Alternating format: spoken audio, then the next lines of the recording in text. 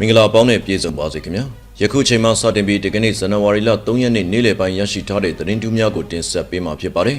ကျွန်တော်ကတော့ရဲဘော်လာရုံပါဒီ channel လေးကလက်ရှိမြေပြင်အခြေအနေတွေကိုတင်ဆက်ပေးနေတဲ့သတင်း channel လေးဖြစ်တာကြောင့် like and subscribe လုပ်ထားဖို့လည်းဖိတ်ခေါ်လိုက်ပါရခင်ဗျာပထမဦးဆုံးအနေနဲ့တင်ဆက်ပေးချင်တာကတော့တဝဲခရိုင်မြစ်တာမြို့မှာရှိတဲ့ကြောင်မဲတောင်ရဲစခန်းကိုတော်လှန်ရေးတပ်ဖွဲ့တွေတိုက်ခိုက်ခဲ့ကြောင်းတင်ဆက်ပေးပါမယ်တနင်္သာရီတိုင်းတဝဲခရိုင်မြစ်တာမြို့မှာရှိတဲ့ကြောင်မဲတောင်ရဲစခန်းကိုစစ်ကောင်စီရဲ့အတူအယောင်ရွေးကောက်ပွဲပြုလုပ်တဲ့နေရာမှာတွားရောက်တိုက်ခိုက်ခဲ့တယ်လို့ Eastern Defense Force EDF အဖွဲ့ကယမန်နေ့ကထုတ်ပြန်ထားပါတယ်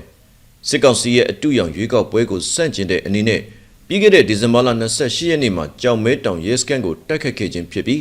အဆိုပါရဲစခန်းကိုမရောက်မီကာကင်းထုတ်ထားတဲ့စစ်ကောင်စီတပ်ဖွဲ့ဝင်အများပြားနဲ့ထိတွေ့တိုက်ပွဲဖြစ်ပွားခဲ့တယ်လို့သိရှိရပါတယ်တိုက်ပွဲကြာမြင့်ချိန်မိနစ်30ခန့်ကြာမြင့်ခဲ့ပြီးနောက်တော်လိုင်းတပ်ဖွဲ့တွေကအထိကိမရှိပြန်လည်ဆုတ်ခွာနိုင်ခဲ့ကြပြီးစစ်ကောင်စီတပ်ဖွဲ့တွေရဲ့တေဆုံးဒဏ်ရာရရှိမှုကိုတော့တိကျအတည်ပြုနိုင်ခြင်းမရှိသေးဘူးလို့ဖော်ပြထားပါတယ်တိုက်ခိုက်မှုကိုအရှေ့ပိုင်းကာကွယ်ရေးတပ်ဖွဲ့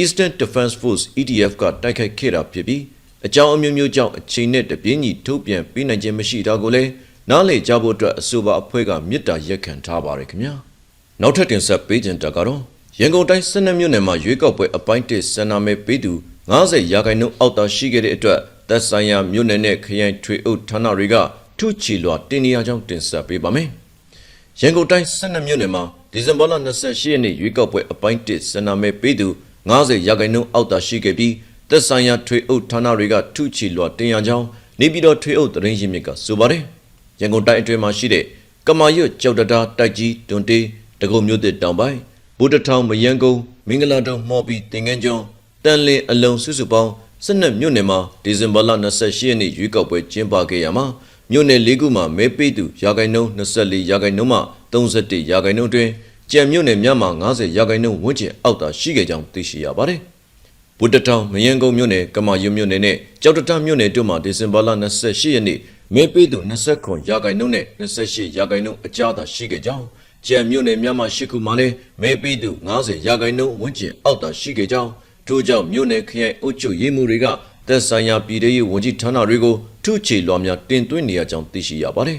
။ဘာကြောင့်မဲပေးသူနေရလဲဘာအခက်အခဲတွေရှိခဲ့လဲဘယ်လိုအကြောင်းတွေကြောင့်လဲဘယ်လိုအဖြေရှာမလဲဆိုတာအလုံးထုချေလွှာတင်ရပါတယ်။ဒါတော့ညနေပိုင်းမှာမဲပေးချိန်ထပ်တိုးပြီး loud speaker နဲ့မဲလာပေးခိုင်းတာမျိုးလုပ်ရတဲ့အထိဖြစ်ခဲ့တယ်။အဲ့ဒါကိုရွေးကောက်ပွဲအပိုင်း2နဲ့အပိုင်း3မှာမဖြစ်အောင်ဘယ်လိုလုပ်မလဲဆိုပြီးအကြံပြုခိုင်းတယ်။မြို့နယ်နဲ့ခရိုင်ထွေအုပ်တွေနေပြောင်းခံရတာတွေလည်းရှိနိုင်တယ်လို့ထွေအုပ်သတင်းရင်းမြစ်ကဆိုပါတယ်။မဲပေးသူနေပါခဲ့ပေမဲ့လည်းလက်တလုံးရလက်များအရရန်ကုန်တိုင်း12မြို့နယ်မှာလည်းကြံ့ဖို့ပါတီကသာအနိုင်ရရှိထားပြီးကြံ့ဖို့ပါတီကအနိုင်ရရှိထားတဲ့မဲရလက်တွေဟာ2000နဲ့3000ဝန်းကျင်ဖြစ်တာအနိုင်ရရှိခြင်းဖြစ်ကြောင်းသိရှိရပါတယ်။လာမယ့်ရွေးကောက်ပွဲအပိုင်း2မှာရန်ကုန်တိုင်းတွင်ကျင်းပမဲ့မြို့နယ်များမှာမဲပေးသူများများပြားလာစေရေးအတွက်ရွေးကောက်ပွဲကျင်းပပြည်စည်းခဲ့ပြီးဖြစ်တဲ့မြို့နယ်နဲ့ခရိုင်များမှထွေအုပ်အရာရှိတွေကိုအကြံပြုလွှာများကိုနေပြည်တော်ကအမြန်တင်ပြခိုင်းနေကြောင်းသိရှိရပါတယ်ခင်ဗျာ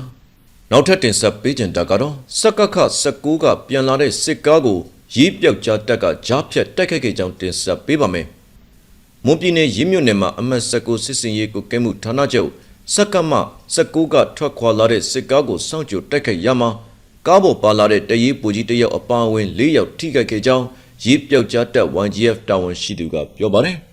ပြီးခဲ့တဲ့ဒီဇင်ဘာလ31ရက်နေ့ညနေပိုင်းမှာစက္ကခ19ကထွက်လာတဲ့စစ်ကားတစ်စီးကိုရေးမြို့နယ်ဖားကြီးနဲ့ကန်လာရွာနှစ်ခုအကြားစစ်ကောင်စီတပ်ဖွဲ့ဝင်တွေလွန်ကျုံရေးကင်းပုံချထားတဲ့နေရာမှာတော်လှန်ရေးတပ်ဖွဲ့ဝင်တွေအသင့်စောင့်ကြိုတိုက်ခိုက်ခဲ့တယ်လို့သိရှိရပါတယ်။အဲ့ဒီစစ်ကားဟာစက္ကခ19ကနေကျောင်းရွာချီဆိုင်ခမရ991နဲ့ခမရ83တရင်တွေစီကိုပြန်လာတာဖြစ်ပြီးတိုက်ခိုက်ခံရမှုကြောင့်အပြန်အလှန်ပစ်ခတ်မှုဖြစ်ပွားခဲ့တယ်လို့ရေးပြောက်ကြားတပ် YGF ကပြောပါတယ်။တိုက်ခိုက်မှုအတွင်းမှာကားပေါ်ပါလာတဲ့အကြမ်းဖက်စစ်သား9ယောက်ထဲကတရေးပူကြီးအစင်းရှိသူတော်စင်ထွန်းအပါအဝင်4ယောက်ထိခိုက်ဒဏ်ရာရရှိခဲ့ပြီးအသေးစိတ်ကိုတော့ဆက်လက်စုံစမ်းနေဆဲဖြစ်တယ်လို့သိရှိရပါတယ်။အဲ့ဒီတိုက်ခိုက်မှုကိုရေးပြောက်ကြားတပ်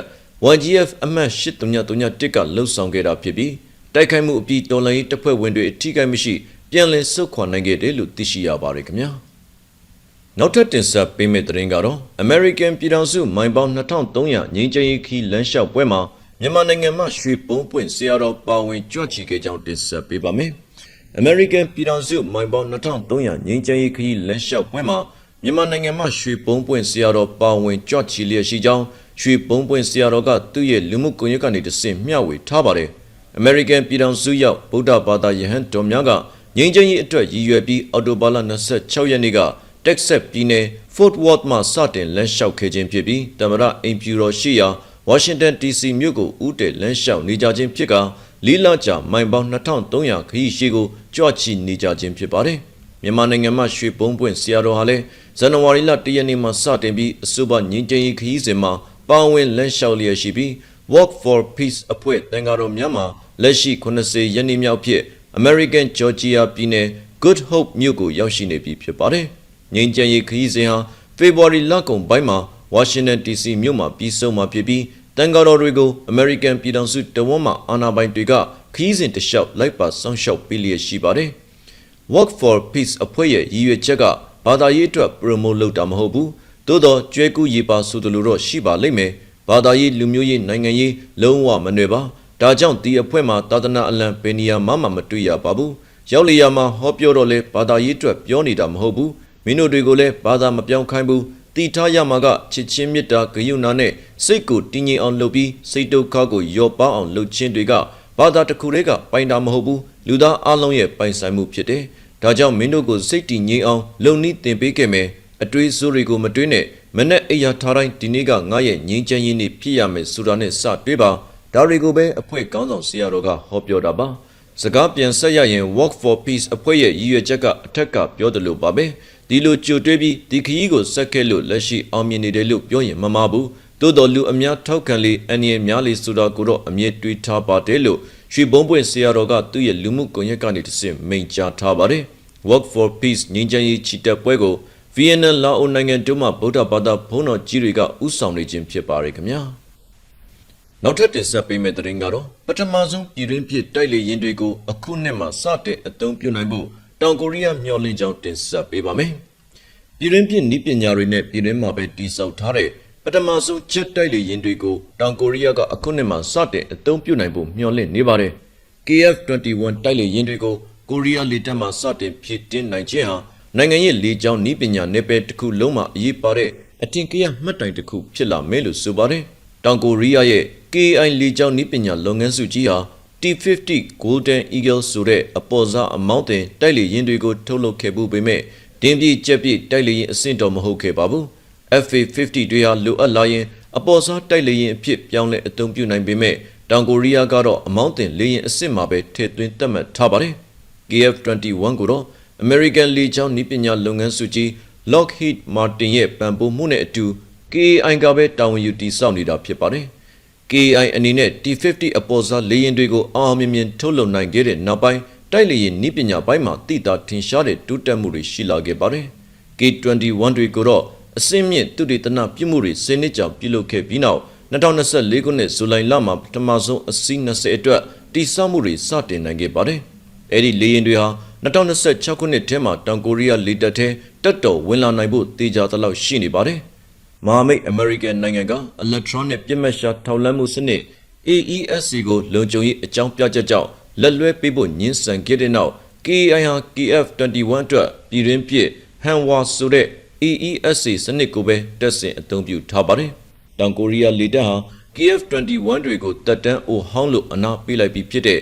F4 Phantom 2တိုက်လေရင်တွေနဲ့ KF-5 နေရာတွေမှာအစားထိုးသွားမှာဖြစ်ပါတယ်။တောင်ကိုရီးယားလေတပ်ဟာတမိုင်းကြောင်းတစ်လျှောက်မှာ American တိုက်လေရင်တွေကိုပဲအတိကမိခိုပြီးဝယ်ယူအသုံးပြုခဲ့ရပေမဲ့ KF-21 တွေကိုသာစတင်အသုံးပြုလာနိုင်မယ်ဆိုရင်တိတာတဲ့အချိုးအကွေ့တစ်ခုလို့သတ်မှတ်နိုင်မှာဖြစ်ပါတယ်။ T-50 အမောင်းတင်တိုက်လေရင်တွေတုန်းကတော့တောင်ကိုရီးယားလေတပ်မှအသုံးပြုခဲ့ရုံမှာကပဲအီရတ်ဖိလစ်ပိုင်ထိုင်းပိုလန်နဲ့မလေးရှားတို့ကိုပါတင်ပို့နိုင်ခဲ့ပါတယ်။ KAI ကတော့ KF-21 ဟာလည်းနိုင်ငံတကာဈေးကွက်ထဲထိဝင်ရောက်ရှင်းပြနိုင်အောင်မျက်နှာပန်းလှတဲ့တိုက်လေရင်တွေဖြစ်လာဖို့မျှော်လင့်နေပြီးပိုလန် UAE ဖိလစ်ပိုင်နဲ့မလေးရှားနိုင်ငံတွေကစိတ်ဝင်စားနေပါတယ်။ KAI ဟာ KF-21 တွေကိုလေကြောင်းစိုးမိုးရေးတိုက်လေရင်တွေအဖြစ်ကနဦးထုတ်လုပ်ပြီးတော့2028ခုနှစ်မှာတော့မြေပြင်စီပြစ်ခတ်နိုင်တဲ့ဒုံးကျည်တွေနဲ့တခြားလက်နက်တွေပါတပ်ဆင်ပြီးဘက်စုံသုံးတိုက်လေရင်တွေအဖြစ်အဆင့်မြင့်မှာပါ။နာဂတ်မှာတော့ ရေဒါနဲ့ထောက်လန်းမှုကိုရှောင်ကွင်းနိုင်တဲ့ကိုပြောက်နီးပညာကိုပါ